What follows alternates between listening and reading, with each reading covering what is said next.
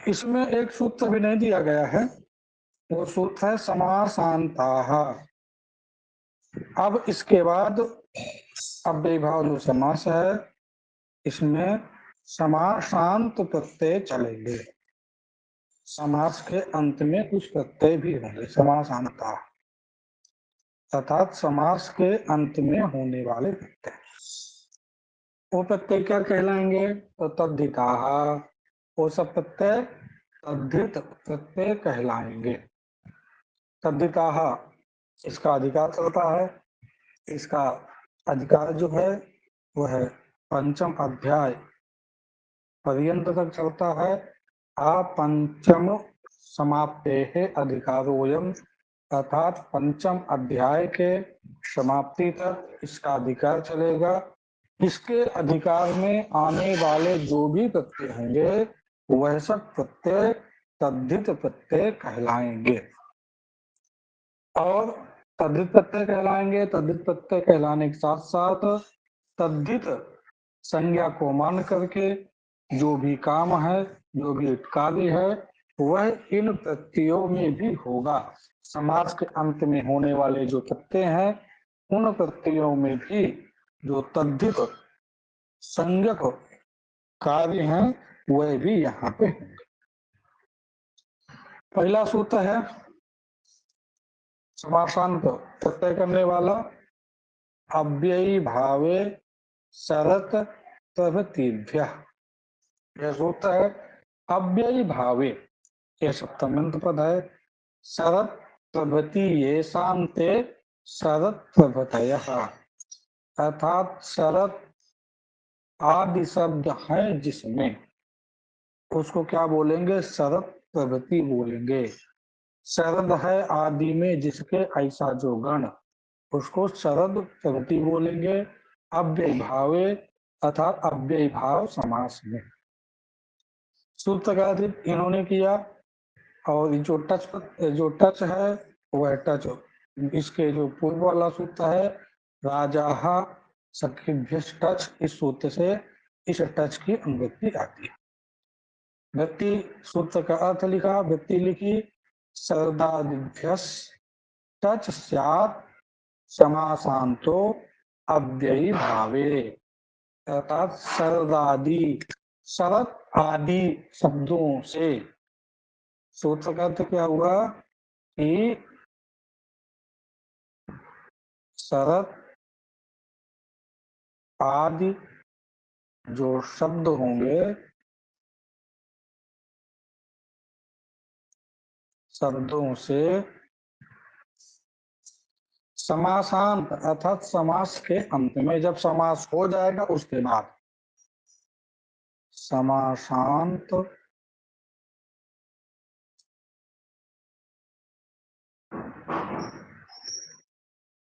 Touch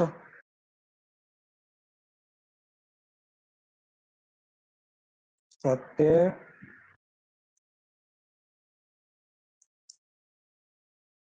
होता है। कहाँ होता है? अव्ययी भावे अर्थात अव्ययी भाव समास।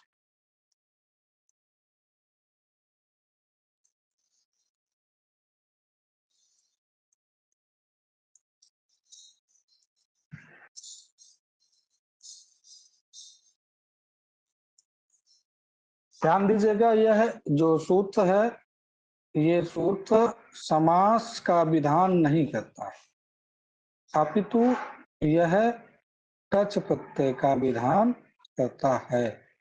इससे टच प्रत्यय होता है, टच में केवल टा बचता है। सूत्र का अर्थ स्पष्ट हो गया। शरदादि शब्दों से समासांत टच प्रत्यय होता है यदि अव्ययी भाव समास हो तो। उदाहरण दिया, शरदः समीपम उपसर्गम। शरदः समीपम, यह है अलौकिक विग्रह है। अलौकिक विग्रह वाक्य जो होगा वह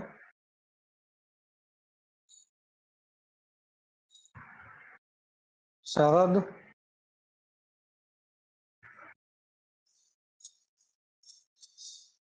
घस उप, ये आपका अलौकिक विग्रह वाक्य होगा। इसी वाक्य में समास होगा। अच्छा बताइए, किस सूत्र से समास होगा? समास विधायक सूत्र यहाँ पे कौन होगा और किस अर्थ में समास होगा, आप लोग बताइए।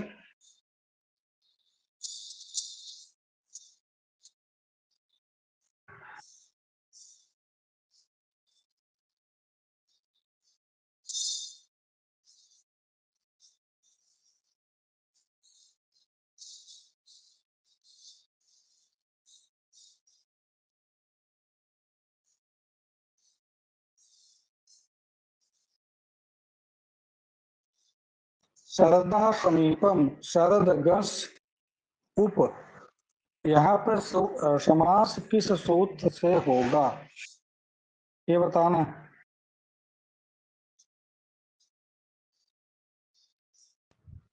अव्ययम विभक्ति जो सूत्र है सर उसी से होगा। अव्ययम विभक्ति समीप समृद्धि वाले सूत्र से और समीप अर्थ में होगा। अव्ययम विभक्ति समीप समृद्धि है सूत्र है, इस सूत्र से होगा और समीप अर्थ में समास। यह उप यह अव्यय है, यह समीप अर्थ में विद्यमान है। समीप अर्थ में विद्यमान रहने के चलते जो समर्थ सुबंत शरद घस है, इसके साथ समास हुआ। समासत्वात् तात्पर्य संज्ञा, तात्पर्यत्वात् विभक्ति का लोप हो जाएगा। क्या बन जाएगा? शरद उप बन जाएगा और उप की उपसर्जन संज्ञा हो जाएगी। उपसर्जन संज्ञा होने के बाद उपसर्जन संज्ञा का फल है कि उसका पहले उप का पहले प्रयोग हो जाएगा, उप शरद बन जाएगा। अब यहाँ पर अव्ययी भावे शरद प्रभृतिभ्य, इस सूत्र के द्वारा ये कहता है कि शरदादिभ्य अर्थात शरद है आदि में जिसके, ऐसा जो गण, उसमें कई शब्द आते हैं। शरद, विपास, अनस, मनस, उपानः, दिव, हेमवत, अनडुह, दिश, दृश इत्यादि शब्द आते हैं। उन सभी शब्दों से टच प्रत्यय करेगा। टच में टकार की संज्ञा चूटुस हो जाती है, चकार की संज्ञा हलंतंस हो जाती है, दोनों का लोप हो जाता है, केवल आ बचता है। अब इसमें टच प्रत्यय करने का फल क्या होता है कि शरद का जो दा था वह दा हलंत से अब क्या हो जाएगा? अजंत हो जाएगा। जहां ये अजंत होगा तो उपशरद ये बन जाएगा। उपशरद पूरा जब बन जाएगा, अब जो सु आएगा उस सु के स्थान पर अम आदेश हो जाएगा।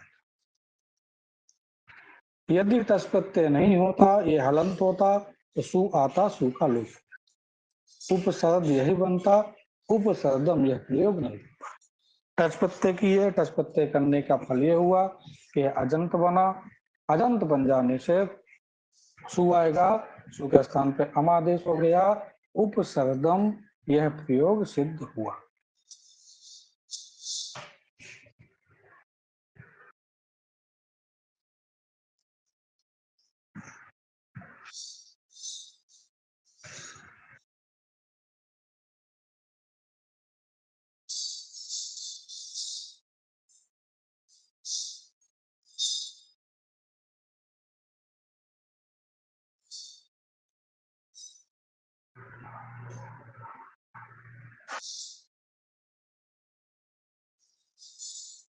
चलिए, इसके बाद दूसरा जो उसी शरदादिगण में जो पाठ है उसमें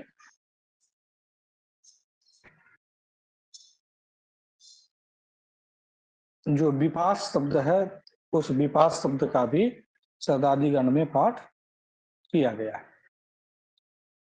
प्रति विपासम, इसका विग्रह होगा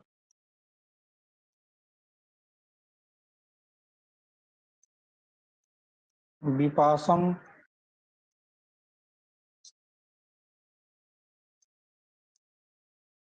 विपासम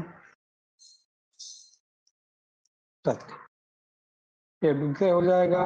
विपाशम विपाशम प्रति, अर्थात जो विपाशा नदी है उस विपाशा नदी के समक्ष सम्मुख।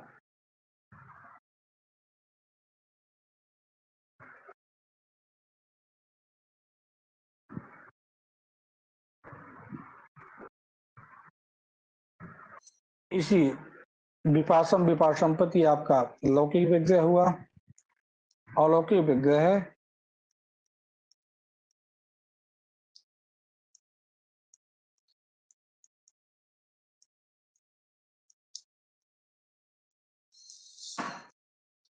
अलौकिक विग्रह जो होगा वह है विपास हम प्रति। अव्यम विभक्ति समीप समृद्ध विध्यर्था भावतया संप्रति, इस सूत्र के द्वारा यहाँ पर समास नहीं होता है, अपितु इस सूत्र से भी आप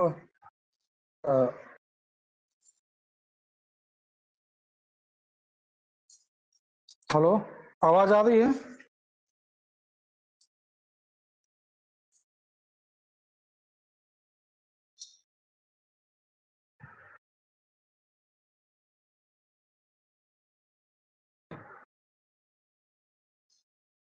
विपास आम प्रति, जो प्रति है वह सम्मुख अर्थ में विद्यमान है, वो अव्ययम विभक्ति समीप समृद्ध, इस सूत्र से क्या होगा? समास होगा। समासत्वात् प्रातिपदिक संज्ञा, प्रातिपदिकत्वात् विभक्ति का लोप हो जाएगा, तो विपास प्रति बन जाएगा। विपास प्रति बन जाने के बाद जो प्रति है इसका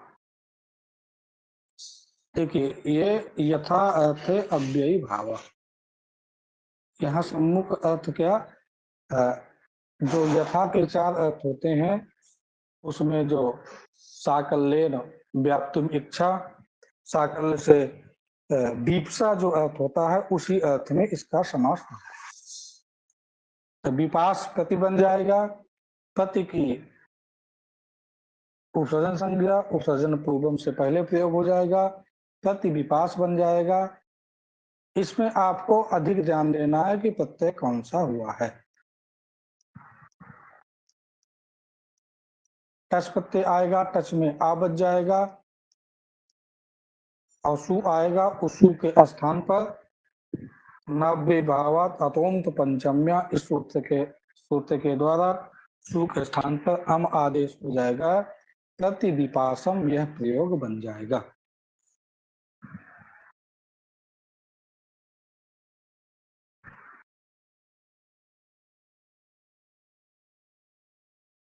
यहाँ तक सबको स्पष्ट है?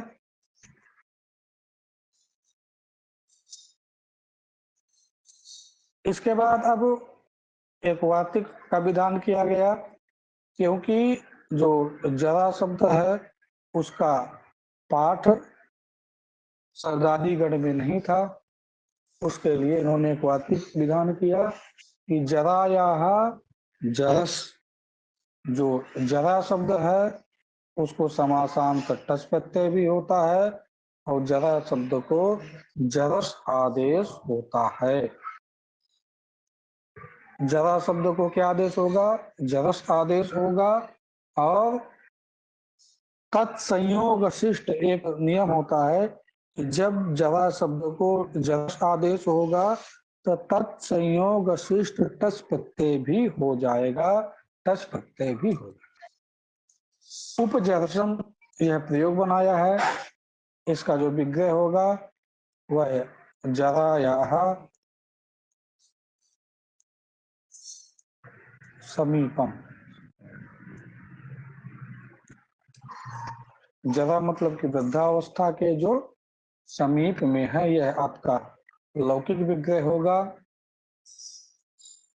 अलौकिक विग्रह जो होगा वह जरा प्लस गस और उप, ये होगा। और इसी में समीप अर्थ में अव्ययम विभक्ति से समास हो जाएगा। समासत्वात् प्रातिपदिक संज्ञा, प्रातिपदिकत्वात् विभक्ति का लोप हो जाएगा। लोप हो जाने के बाद उप जरा बन जाएगा, उप की ये उपसर्जन संज्ञा हो जाएगी। उपसर्जनम पूर्वम से उप का पहले प्रयोग हो जाएगा, तो उप जरा बना। अब जो वार्तिक है जरा या जरस, इस वार्तिक के द्वारा जरा के स्थान पर जरस आदेश हो गया और टस प्रत्यय भी हो गया, तो उप जरस टस में आ बचेगा, आ बच गया। तो उप, अब ये उप जरस अदंत बन गया। अदंत बन जाने पर सु आएगा, सु के स्थान पर आमादेश हो गया।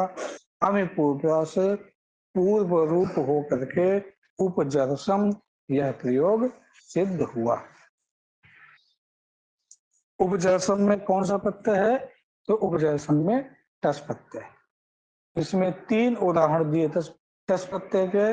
उपसर्दम में टस प्रत्यय है, किस सूत्र से है? अव्ययी भावे शरत प्रभृतिभ्या। कभी कभी सूत्र भी पूछ लेता है कि यहाँ पर किस सूत्र से टस प्रत्यय का विधान किया गया। प्रतिविपासम और उपजरसम में जराया जरस, इस वार्तिक के द्वारा जरस आदेश होता है और टस प्रत्यय भी होता है।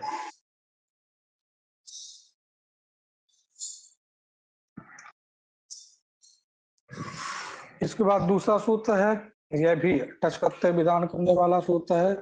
अनश्च, ये कहता है अनंतात अव्ययी भावात् तत्स्यात्, अर्थात अनंतात अव्ययी भावात्। इसमें अनह पंचम्यंत पद है, चा अव्यय पद है, द्विपदात्मक यह सूत्र है। यहाँ पर भी राजा सखिभ्य टच, इस सूत्र के द्वारा टच की अनुवृत्ति आती है। सूत्र का अर्थ होता है कि अनंतात अव्ययी भावा, अन अंत में है जिसके, ऐसा जो अव्ययी भाव समास, उससे क्या होता है? उससे समासांतो तत्स्यात्, समासांत में क्या होगा? टच होगा। समासांत नहीं लिखा है तो आप ये समझिए कि अनंतात अव्ययी भाव तत्स्यात्, अंत में है ऐसा जो अव्ययी भाव समास, उसको समासांत में टच प्रत्यय होता है। वह टच प्रत्यय अंतावय के रूप में होगा और वह तद्धित संज्ञक भी होगा, यह भी आप समझ जाइए। यह भी अनश्चा, यह भी टच प्रत्यय करने वाला सूत्र है, विधि सूत्र है।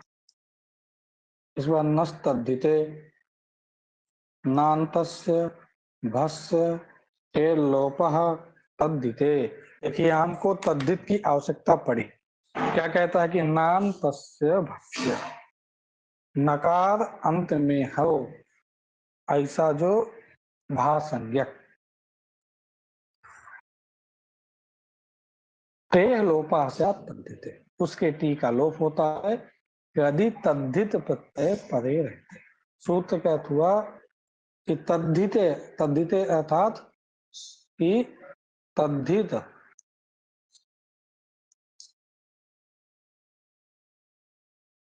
प्रत्यय पद में हो, यही तद्धित प्रत्यय पद में हो तो क्या होता है? नकारांत शब्द के नकार अंत में होना चाहिए।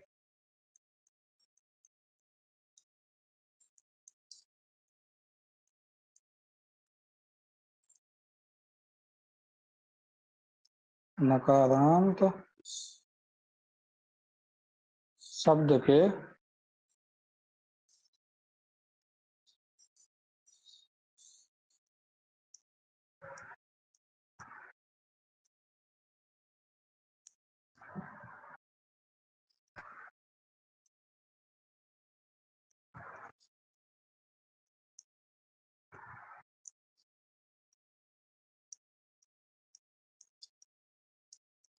ये सूत्र कहता है प्रत्यय पद में हो तो नकारांत शब्द के भासंज्ञक जो टी होता है उस टी का लोप होता है। अब हम देखते हैं उपराजम, यह प्रयोग इन्होंने बनाया। उपराजम का जो विग्रह होगा वह विग्रह होगा राज्ञः समीपम उपराजम।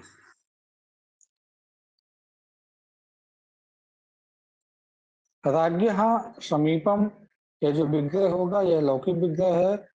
अलौकिक विग्रह है राजन गस उप। अव्ययम विभक्ति से समीप इस अर्थ में समास होगा। समासत्वात् प्रातिपदिक संज्ञा, प्रातिपदिकत्वात् विभक्ति का लोप हो जाएगा और इस उप की उपसर्जन संज्ञा हो जाएगी और उपसर्जनम पूर्वम, इससे उप का पहले प्रयोग हो जाएगा। क्या बन जाएगा? उप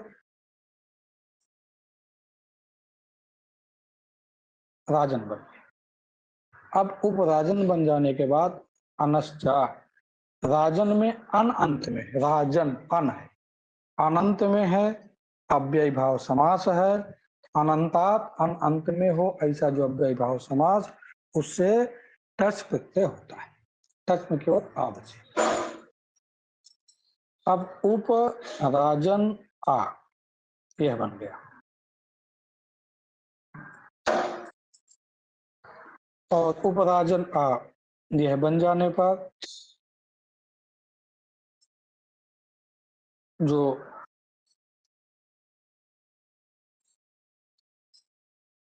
यचिभम एक सूत्र है, यचिभम देखिए, यकार आदि आजादी, यकार आदि में हो अथवा आजादी हो अथवा स्वादि प्रत्यय पर में हो तो क्या होता है, जो प्रकृति होती है इसकी यह भा संज्ञा कर देता है। यचिभम से उपराजन की भा संज्ञा होगी। जहां भा संज्ञा होगी तो नस्तद्धिते यह सूत्र लगेगा। यह सूत्र कहता है कि नकार अंत में हो, नकार अंत में है और भा संज्ञा इसकी हुई है, उसका जो टी भाग है, अन भाग है, वह टी भाग है, उसका लोप हो जाए। अब ये जो आ है यह टच प्रत्यय है, यह तद्धित संज्ञक भी है। इसकी कौन संज्ञा होती है? तद्धित संज्ञा, क्योंकि यह तद्धित के अधिकार में पढ़ा गया है। आपने संधि में पढ़ा था कि टी संज्ञा किसकी होती है? अचो अंत्यादि टी, अचों के मध्य में जो अंत अच, उसकी टी संज्ञा होती है। उपराजन में अचों के मध्य में अंत अच कौन है? जा में आ, अर्थात इस अन की टी संज्ञा होगी। इसी भाग का क्या हो जाएगा? लोप हो जाएगा नस्तद्धिते से। उपराज आ बन जाएगा, उपराज पूरा ए बन जाएगा मिलके, सु आएगा, सु के स्थान पे अमादेश हो जाएगा, उपराजम, यह प्रयोग सिद्ध हो जाएगा।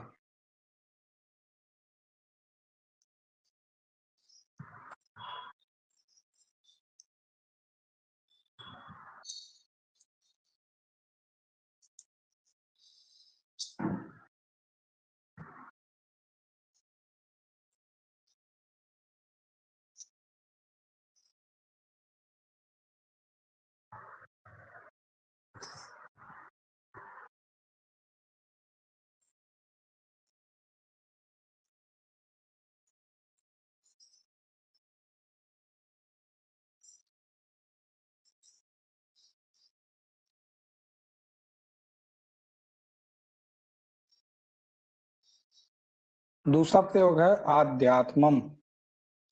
इसका जो अलौकिक विग्रह होगा आत्मनि अधि, जो आत्मा के विषय में हो, आत्मा का जो विषय हो, उसको क्या बोलेंगे?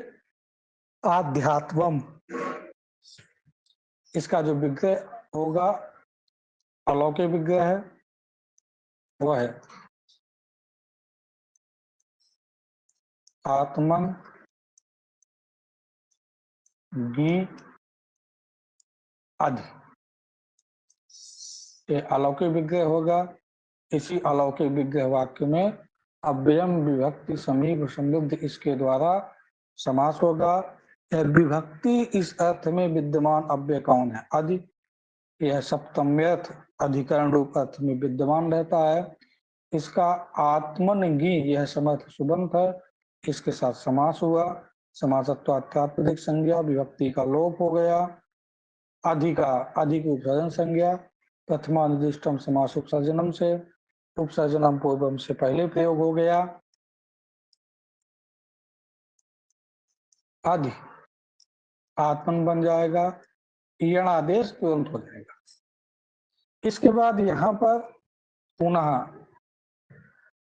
नस्तद्धिते लगेगा, ये सूत्र कहता ना नहीं अनश्च लगेगा, ये सूत्र कहता अनंतात अव्ययीभावात् तस्यात्। यहाँ पे आत्मन में भी अन अंत में अव्ययीभाव समास है, टच प्रत्यय होगा। जहाँ टच प्रत्यय होगा ये शिभम इस सूत्र के द्वारा इसकी भासंज्ञा हो जाएगी। भासंज्ञा होने के बाद नस्तद्धिते यह सूत्र लगेगा, यह कहता है नान्तस्य भस्य नकार अंत में हो, ऐसा जो भासंज्ञक या आत्मन भासंज्ञक है, इसका जो टी है, टी कौन है, अनभाग्य टी है, उस टी का क्या हो गया, लोप हो गया। और इसको यण आदेश करके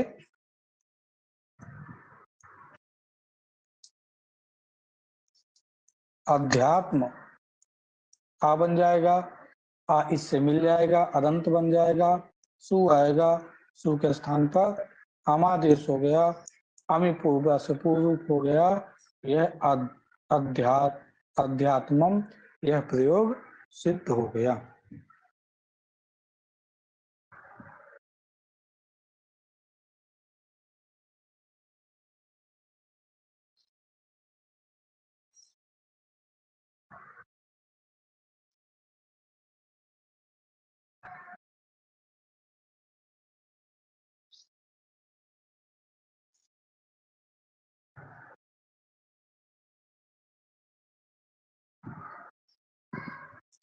इसके बाद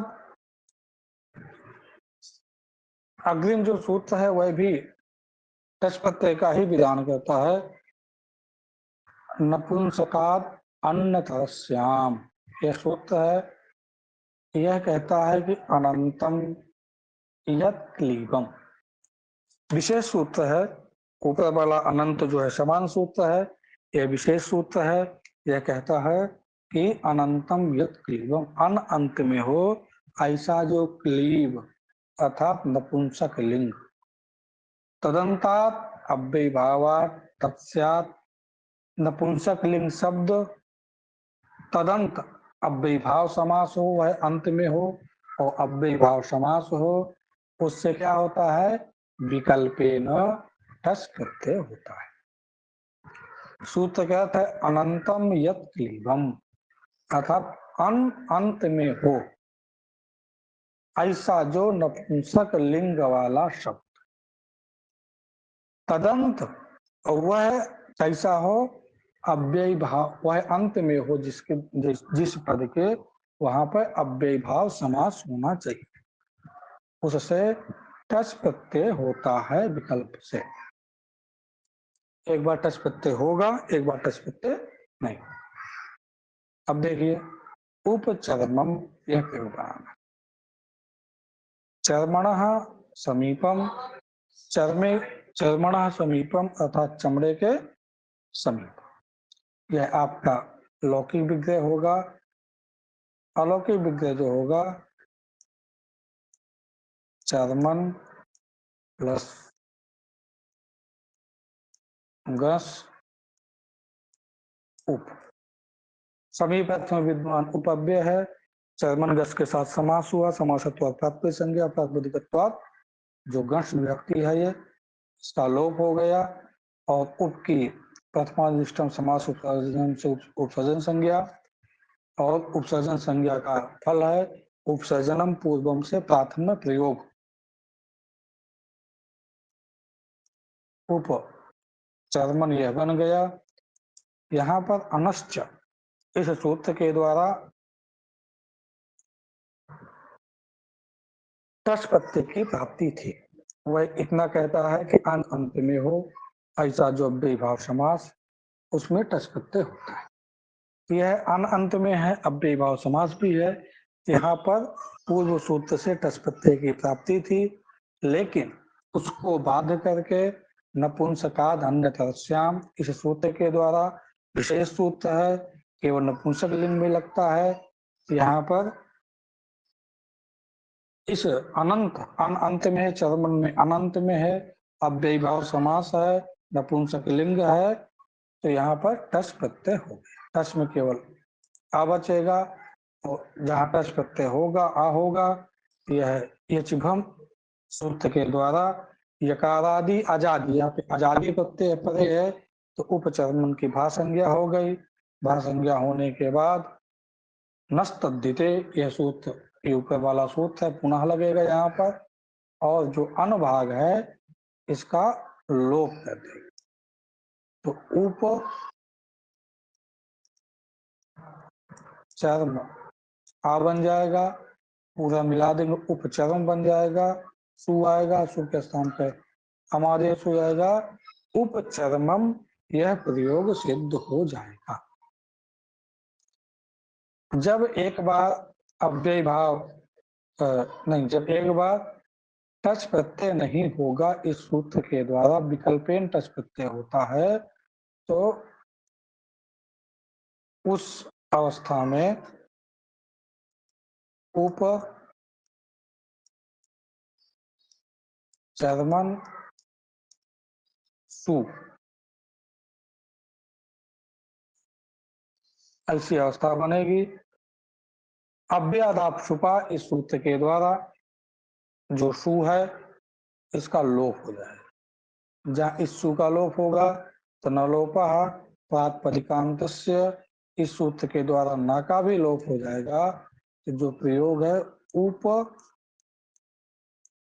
चर्म, इस प्रयोग की सिद्धि होगी। ये प्रयोग बन जाएगा। यह टच प्रत्यय न करने पर उपचर्म बनेगा, टच प्रत्यय करेंगे तो उपचर्मम बनेगा।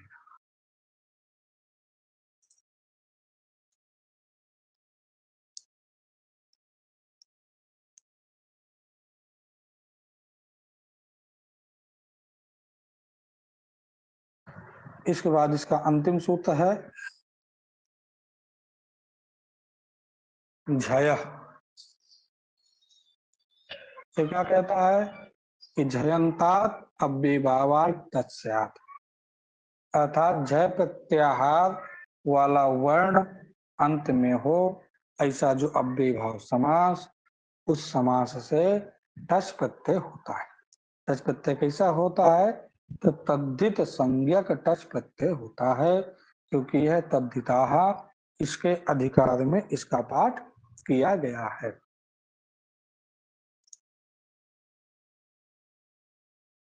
उपशमिधम, उपशमित, ये प्रयोग बनाना, इसमें विकल्प टच प्रत्यय होगा तो बनेगा। देखिए समिधा समीपम, इसका जो समिधा समीपम, ये लौकिक विग्रह होगा। अलौकिक विग्रह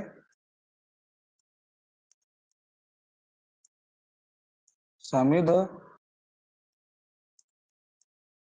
गस उप, अव्ययम विभक्ति से समास हो जाएगा। समीप अर्थ में उप विद्यमान है, समर्थ सुबंत हो गया, समिध गस समास हुआ। उप का पहले प्रयोग समासत्वात् प्रातिपदिक संज्ञा, प्रातिपदिकत्वात् विभक्ति का लोप हो गया। उप की उपसर्जन संज्ञा, उपसर्जनम पूर्वम से प्राथम प्रयोग हो गया। उप समिध बन गया। ये जो धा है ये झय प्रत्याहार के अंतर्गत आएगा, और अव्यय भाव समास है, टच प्रत्यय हो जाएगा, टच में केवल आ बचेगा। तो उप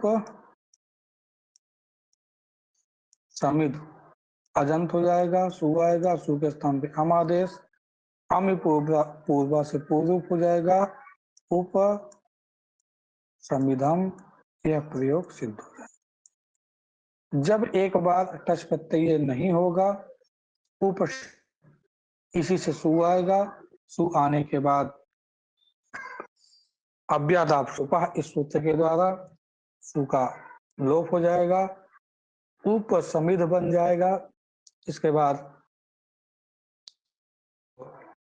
और वावसाने, अवसाने झलाम चर, अवसान में जो झल होते हैं उसको चर आदेश हो जाता है, तो धा के आदेश हो गया, तो उपशमित यह प्रयोग बन जाए।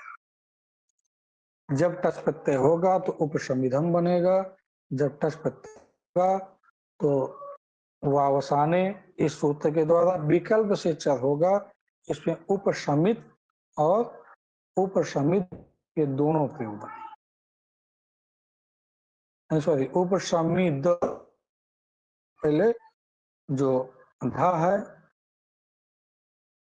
वो जा हो जाएगा, धा को पहले दा हो जाएगा। झलाम जसवंते, पदांते झलाम, पद के अंत में जो झल होता है उसको जस हो जाता है, तो धा को वो आसानी से चर्त हो गया। उपशमित उपशमित यह दोनों प्रयोग बन जाएंगे। इस प्रकार से जो यह अव्ययीभाव समास है, यह अव्ययीभाव समास पूर्ण होता है।